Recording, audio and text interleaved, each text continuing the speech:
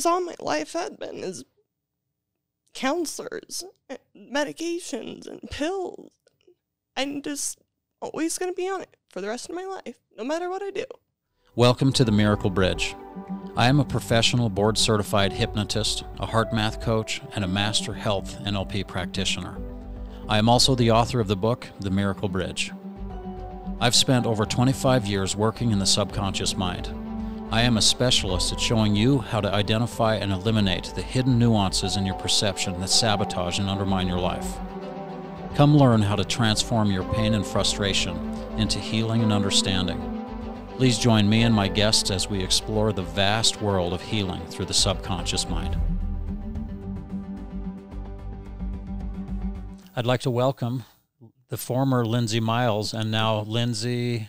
Wikram Kluzik? Wikram Kluzik, okay.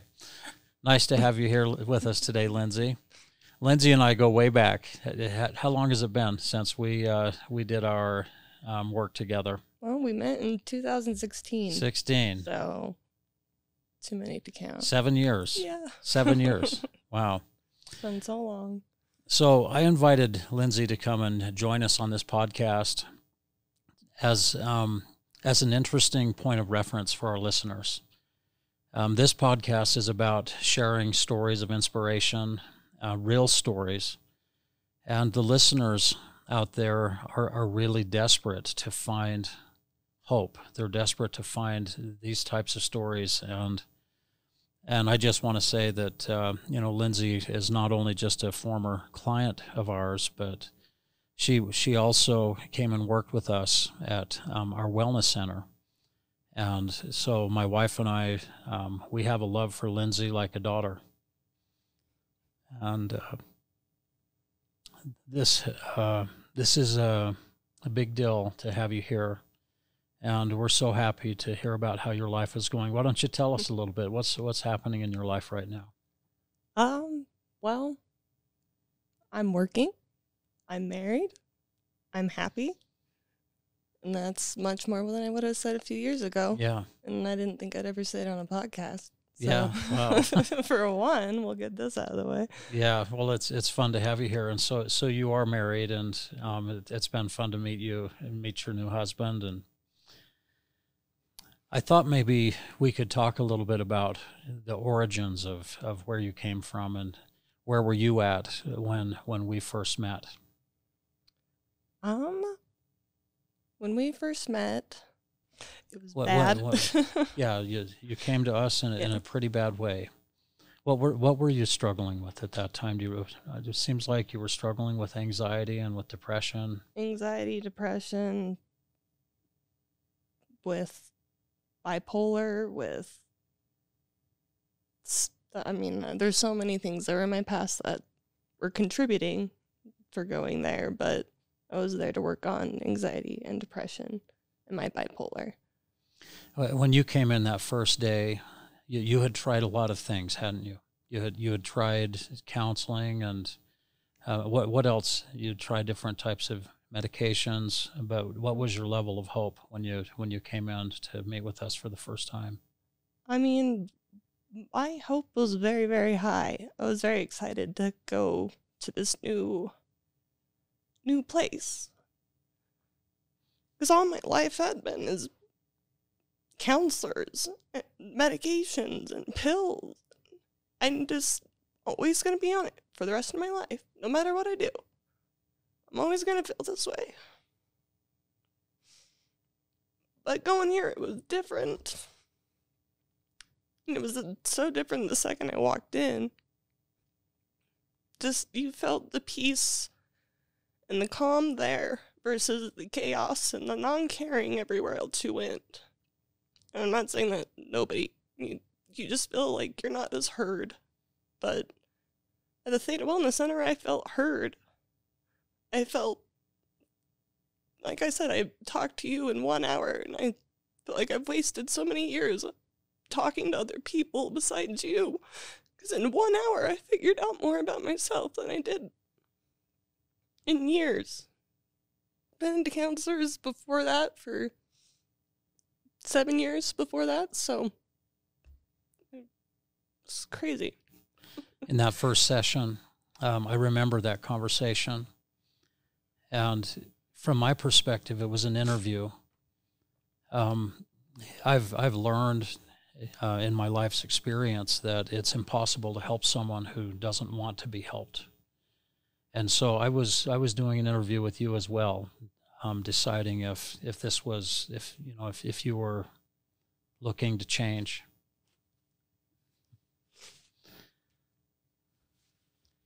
And I just remember the intensity of you wanting to get better and afraid that maybe you couldn't, feeling a little hopeless that you had tried everything else and nothing had really worked.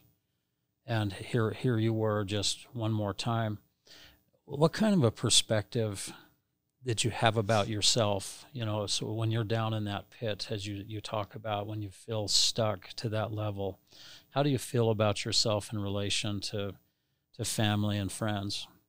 Back then, I didn't have family and I didn't have friends. I was so alone. I just felt like, even surrounded by everybody, I had nobody. And I was tired of feeling like I had nobody. Because my parents would try, and how could they not care? Why couldn't I feel that they cared? I don't...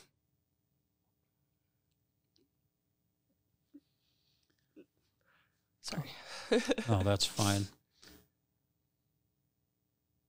Often when I work with someone who's in the bottom of that pit and they're feeling hopeless, that there's almost a perception that there's nothing they can do to help.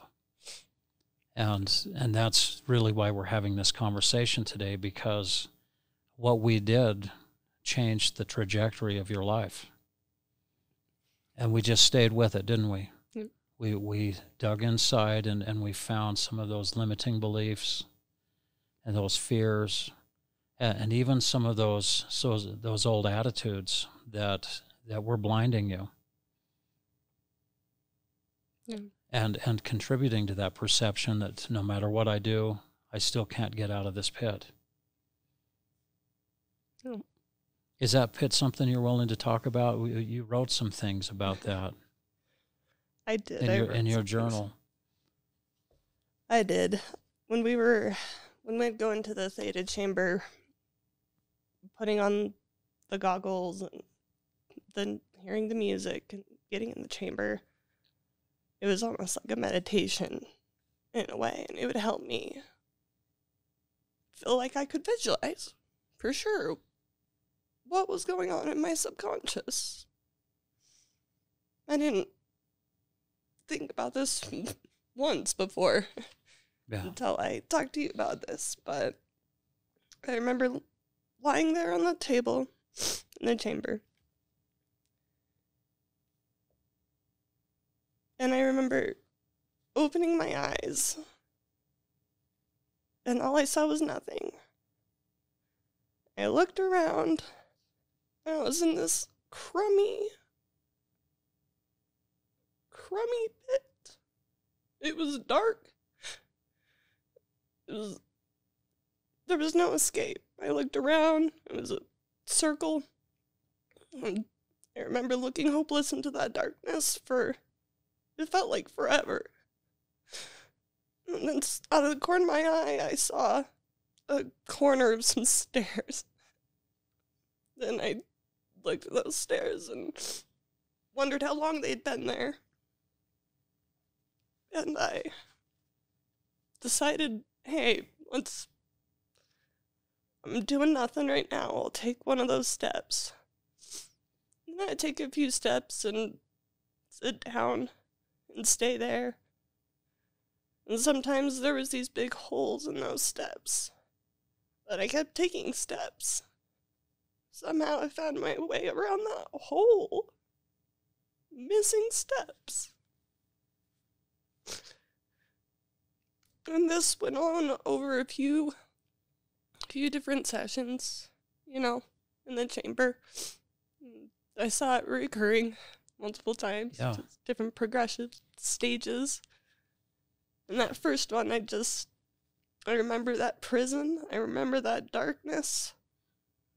I remember looking down at it all, and I saw my eyes, and they were dead, and I was gone. Everything, it was just this hopeless person.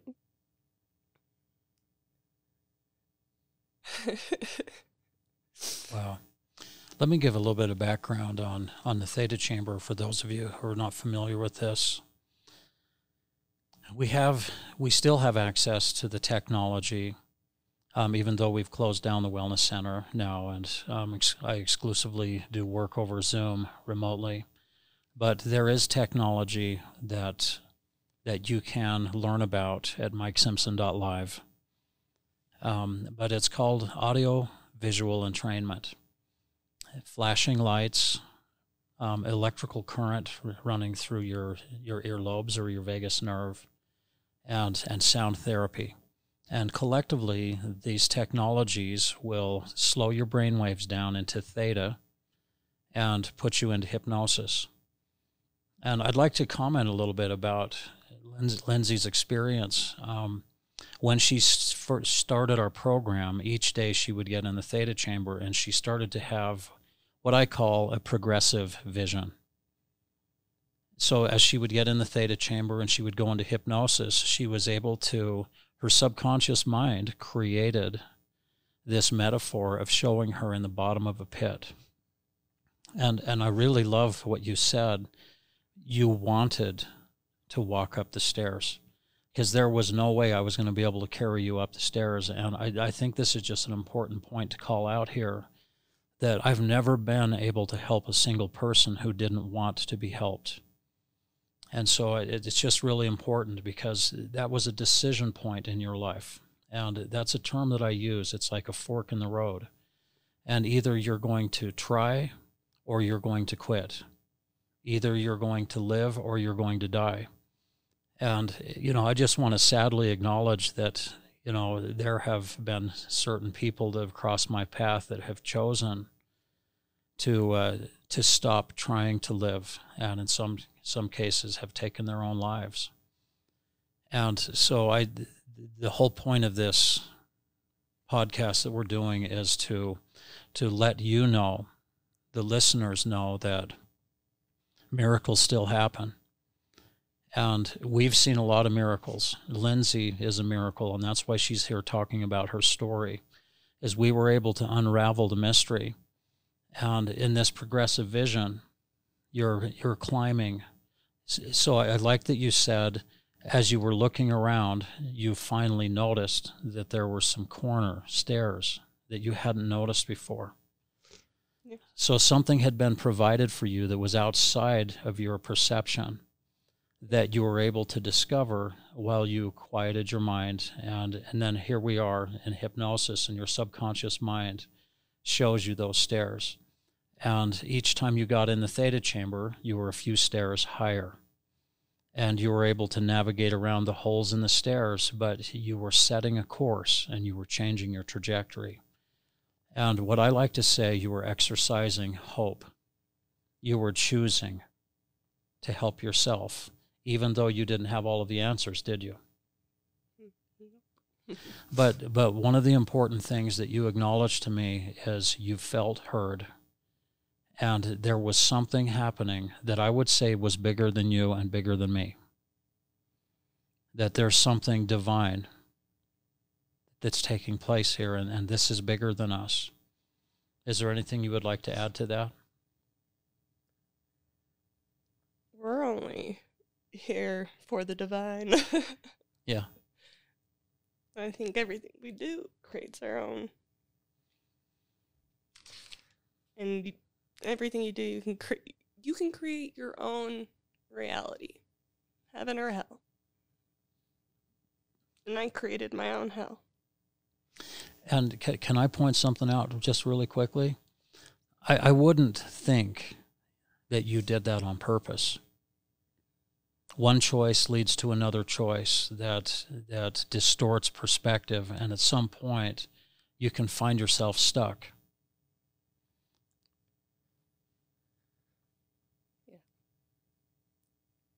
Would you agree with that? Yeah. But nonetheless, you're acknowledging that in hindsight, that there were choices that you made that led to your suffering and created your own hell. And then now we're talking about revisiting those perceptions, revisiting those attitudes, and learning how to think differently.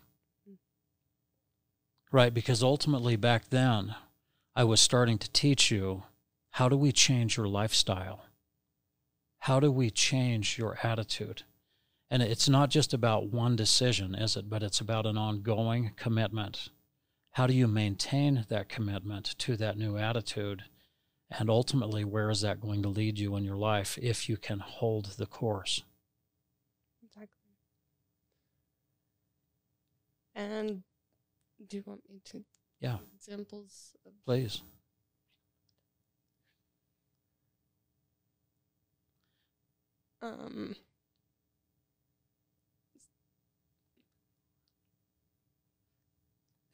It's okay. Sometimes we don't know what to say, but I think the emotion that you carry right now is a result of what we were able to accomplish in your life. Lindsay, it was nothing short of a miracle what we were able to accomplish with you. We were able to climb inside of your perception. We were able to climb inside of those limiting beliefs and confront them. And one of those beliefs is, there's nothing I can do to get out of this pit, so what's the point of trying? And we were able to pull that into the light of consciousness where you could start making decisions. You know, and it turns out that the decisions that you would start to make were going to be better decisions than the ones in the past that led to that suffering. Let's talk about how you're doing today. Much better. Much happier outlook on life. I can't even find a link to explain how different I think now. I read my journals, and I talk about how sad I was, and I feel the truth in that. But today, I feel like I've changed so much that I'm able to just remember my sadness and not constantly live in it. Wow. It was really big. So before we had this meeting, this recording today, we sat down and talked about what we would want to discuss. And when Lindsay opened up her journal, you know, the tears started to flow because she was just acknowledging what she just said here, that she can't relate to her life being like that anymore. That's so far in the past. And isn't that amazing that you've been able to transform your life? Here you are, newly married, a new lease on life, and there's nothing coincidental about that. The life that you created. You know, I talk about that a lot in the work that I do, where we have different frequencies attached to different perspectives and different attitudes. And when you move into that space of gratitude, you know, in that space of clarity, that you can not only transmit that clarity, but you attract it. And, you know, I was sitting down with you and your husband. It's just amazing that you two attracted to each other. And how would he have ever found you if you couldn't have come out of that pit? You never would have found me. Because in essence, you would have been hiding and believing that that's all there was for you. And that perpetuates, doesn't it? That negative thinking, it perpetuates that hopelessness. And a lot of times we'll have people that, you know, become, let's say, diagnosed with depression. And then they accept those limitations. So in other words, they try to accept that this is as good as it's going to get. And with that perception comes this hopelessness, which can deceive someone into staying. It can deceive someone into staying down in the bottom of that pit. Yeah. It's really hard to find a way out. Yeah. But you have found a way out, and you know, I want the listeners to understand that she can't relate to that old sadness, so she's not living in that anymore. That's something from the past that she can acknowledge, but it's not a dominant energy that affects her life anymore. It's crazy. Yeah. Like, hearing it said that way, like, holy crap. I don't live in my sadness.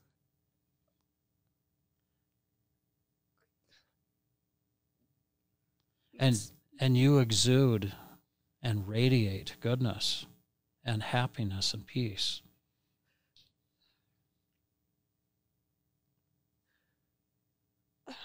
A lot has changed. That's the energy of your life that you've created and that you've maintained. You know, I'd just like to point out that concept that you've been true to these principles that transformed your life, and you've learned how to live in a different kind of energy. Yeah. I surround myself now with only good. Anything that stresses me out or that is negative, I suddenly feel like I do not have time. Wow. I don't have time to worry, and I don't have time to hear about the dramas. I don't have time. I'm only worried about myself and my family and my friends, and I never thought that would be possible either. Wow. It's not worth it to continuously feel sad for no reason. Feel bad about yourself, feel bad for the world, feel bad for your friends and family and people, you know? There's no time for that. Make yourself happy. Yeah. It reminds me of a phrase I talk in my book, the fear of what if will ruin what is. Every time. And, you know, we are living in a world of uncertainty, aren't we? How easy is it to get wrapped up in all of the problems in the world that are out of our control? Very easy. And so I like hearing what you're saying, because your new lifestyle that differs from your old lifestyle is you've learned how to be present instead of living in the what if. Yeah. It's different. I feel like I've worked on that for so long that it's just second nature to me that I'm now trying to teach that to my husband, who still doesn't seem quite to get that. Like, it's actually quite funny. But this is just second nature to me. How do you not understand that you don't want bullcrap in your life? Yeah. Why are you choosing this bullcrap? So, like, come on. Listen to how amazing this is, because you're not only living this, but now you're teaching it. Yeah. And it's a hard thing to learn. It's not like, oh, I hear you saying that and I've learned. It's you have to learn it. But what you're saying also is you learned how to step out of angst, to step out of hopelessness, and to change your attitude to a different frequency, and to be true to that attitude by staying committed to being present, staying connected to those in your life that you love, and to stay committed to a high quality of life that you can never find if you're lost in the what if. Correct. All of those. And I just want to point out here the importance that you hear this. This is a skill you can learn. In fact, it's called emotional intelligence. It's a new science. It's a new acknowledgement that early in the 19th century they started to understand that people aren't born with a certain limited IQ like they once thought. They thought you're born a certain way and you're going to be stuck in those parameters. But what the scientists have learned now is that we can expand our emotional intelligence at any time in our lives. And so let's think about that. Like if we look at your age when you started to learn these things, that wasn't in childhood. What was your age 7 years ago? Like, 20, well, 21-ish. Okay. 21-ish. Sorry to put you on the spot That's there. okay, man. But what I'm pointing out here is at the age of 21, you can learn how to manage your emotions. And that's what I want all of you to listen to, that this is something that is easily taught, easily adapted, and it can easily transform your life. Just the work. The work always is the hardest part. The work is the hardest part. But let me ask you a question. Let's put that in perspective. What sounds harder, doing the work and walking up the stairs out of the pit, or circling in the bottom of the pit and calling that work? I would still say the stairs sound like more work, but they're more worthwhile. I would say it sounds like more work ruminating in darkness and circling in the bottom of a pit, because that is an energy that drains and pulls from you, and it's impossible to see the view when you're down in the basement. You can't see anything down there until you learn, and then you see some stairs. Yeah. The only thing you can see down there is hopelessness. You have to accept that hope when it comes. That's what you'll see down in the pit. So let's talk about that. You have to accept the help when it comes.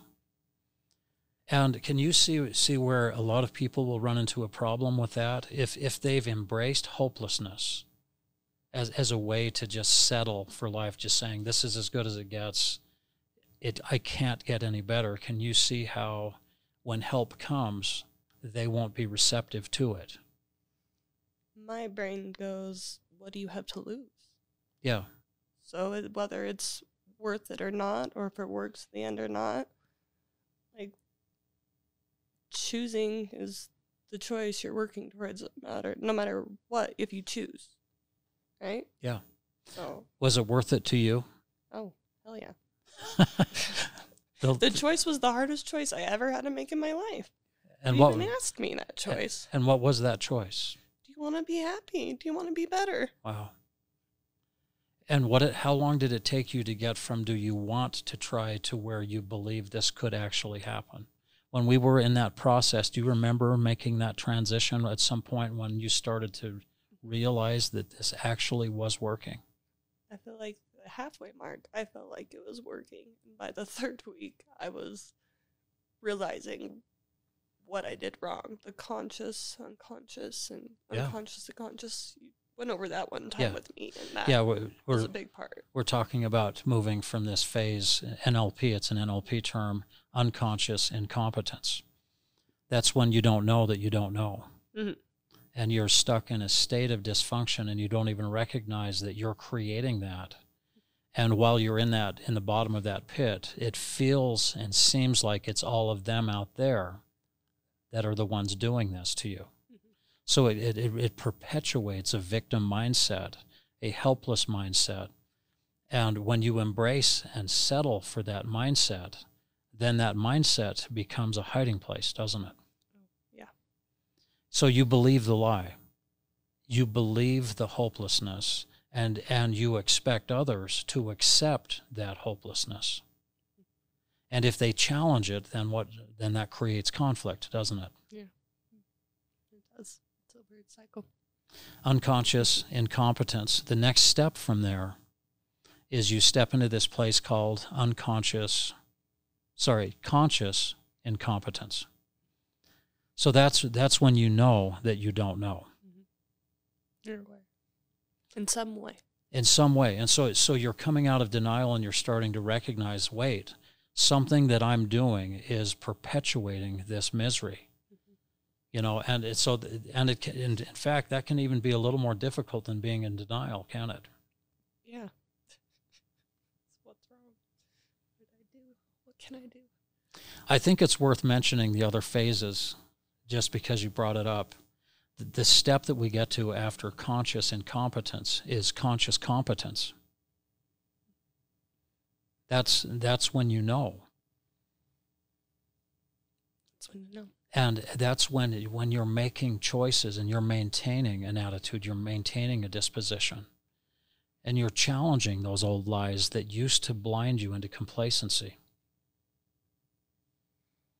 And what I love what you said today is you don't even think about those old times anymore, those dark times.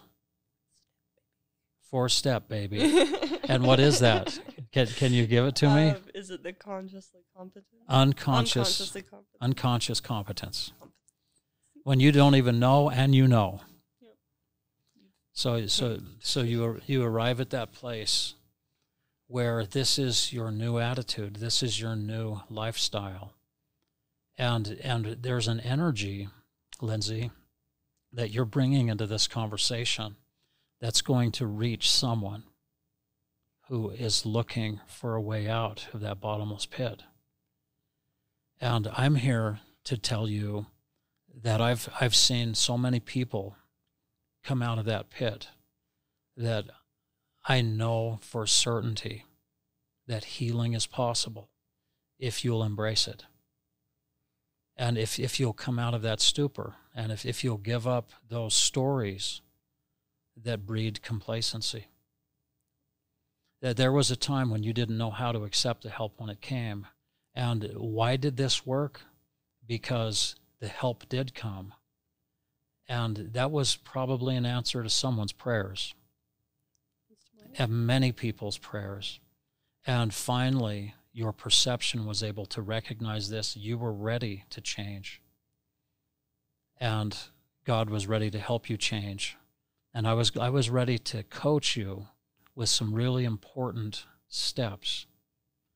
And let's also acknowledge that we did some pretty amazing hypnosis, didn't we? And some of this work becomes so much easier when you can get over the wall. But will you share with me, I'll bring it up to you. You had just read it to me a little earlier. We were talking about the puzzle. The puzzle. And I can set this up if you want. When one of the metaphors that I use with someone is, how can you put a puzzle together if you don't have all of the pieces? And in that context, I'd also like to point out that often some of the most important puzzle pieces are hidden on the other side of the subconscious wall. So it's difficult to put that puzzle together. It's difficult to understand clearly when some of that information is tucked away and hidden from your conscious perspective. You had mentioned something to me that you make your own puzzle piece. Oh, yes. Thank you. Sorry about that. Yes, I do. You have to make your own puzzle piece. And I want to think about how you did this, Lindsay. You did make your own puzzle piece. Look at what you created in your life. Look at the energy that's exuding from you right now, that's radiating a type of hope, a frequency that's a beacon that's being sent out to others who understand what it feels like to be trapped in the bottom of that pit. And your story is going to be an inspiration to them, that if you can do it, then maybe they can do it. Do you have anything maybe to say to that point?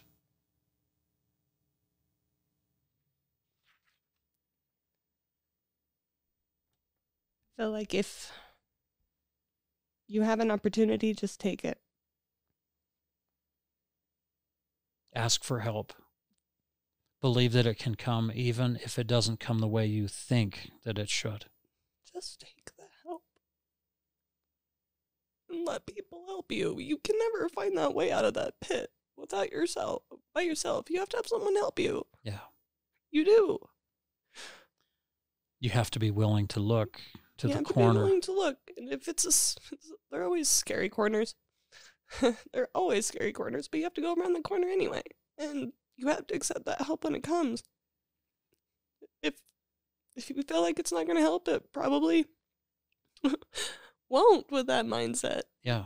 If you want to have a better life in any way, that's hope, and you can have it. And you should take the help when you get it. Because you'll find amazing people like Mike. It's not necessarily always the programs, it's the people. People help you.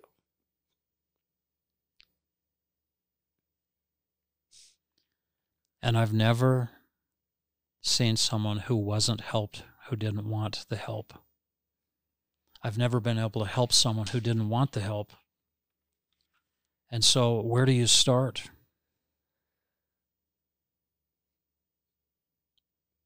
Ask. You have to ask your friends. You have to ask the internet. That's the easiest way. Ask the internet. Who's near me? Ask for help. That's it is. Google. Everybody uses Google. Yeah. Well, there's a phrase that, when the student is ready, then the teacher appears. And I just want to maybe end on this point that there is hope. And what we're talking about right now, specifically, we're talking about a few modalities that I use to help people find their way. I use hypnotherapy, neuro-linguistic programming, and HeartMath, which offers some really important scientific perspectives that really rounds out this approach. And I'm just here to share with you that Lindsay's story is one of many, but so meaningful to us as we've had a chance to see you today, Lindsay, and listen to your story and to be inspired that you did it. You came from the bottom of the pit, you've transformed your life, and you've become a teacher. You're teaching your husband some of the important skills that you and I worked on. Isn't that amazing? And the energy that you're carrying, Lindsay, is really no different than the energy I was carrying for you when I was working with you. And so you're now carrying that same type of energy forward, and you're changing the world one person at a time, and today one conversation at a time. So one other interesting thing that my wife she reminded me of this story that when Lindsay walked in towards the end of her program, she walked in and she pulled her shirt up from the back side. Do you remember this? Yeah. Maybe you can tell it because you're the one that did it. Said, look at my new tattoo. So she showed her a new tattoo on her back, and the tattoo was a date, right? Yeah. And she didn't understand. She said, "What do these numbers mean?" Yeah. And what did you say? So it's the day I started Theta Wellness Center. The day my life changed. Wow.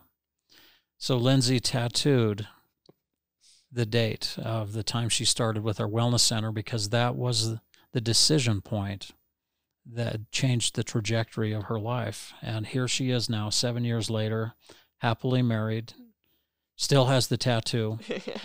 And, I want to tell one funny story. Yeah. We can end on something funny.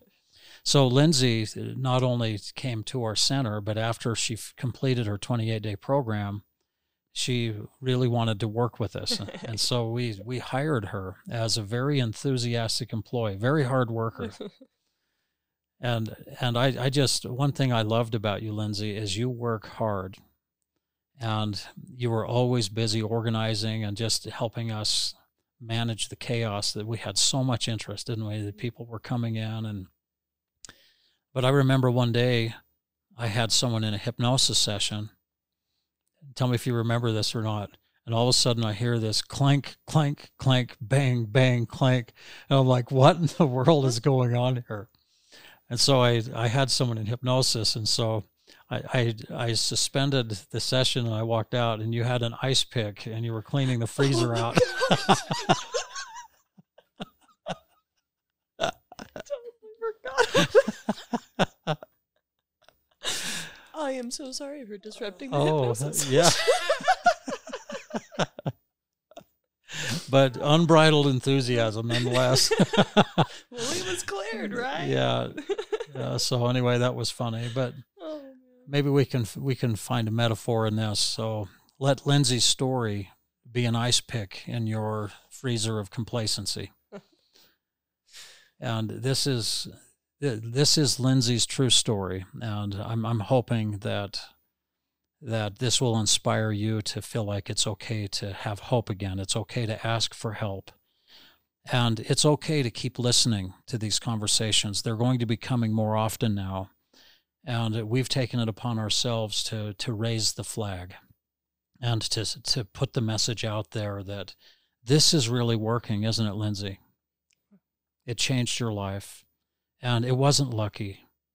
It was divine Work. providence, and it was work, and it was your willingness that's what you brought into the equation. Mm-hmm. And so I'm just going to invite anyone out there that if you're struggling with hopelessness, if you've quit trying, then use this story as a decision point for you to start hoping again, start asking again, ask for help. And if you look around in the bottom of that pit, you're going to find a step that's going to start elevating you from that old mindset. So thanks for joining us today, Lindsay. We love you, and we're really thankful that you're a part of our family. Thank you for having me.